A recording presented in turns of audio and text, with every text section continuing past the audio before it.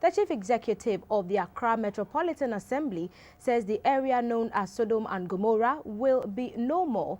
Alfred Vanderpuije says the old Fadama community will be maintained by dredging the lagoon 100 meters into the community to create a barrier as initially agreed. The development comes amidst days after the demolition of Sodom and Gomorrah, Accra City's biggest slum and dumping site for electronic waste. The area was a wetland but turned into a shelter for refugees fleeing the Konkomba-Nanumba War in the 90s.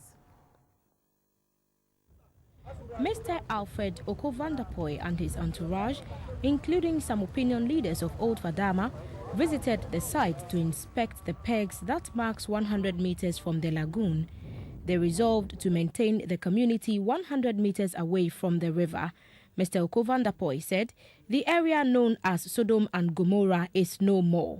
Nobody, officially or unofficially, should refer to any territory in Accra, in Old Fadama, in Agbogboshi, as Sodom and Gomorrah. Sodom and Gomorrah today, on the powers invested in me as mayor of Accra, declare that there is no Sodom and Gomorrah in Accra. He said, in agreement with the elders of the community, more structures will be demolished to clear the cleft area to allow the water to flow into the sea. We will come back with understanding with the community and the elders and the leaders.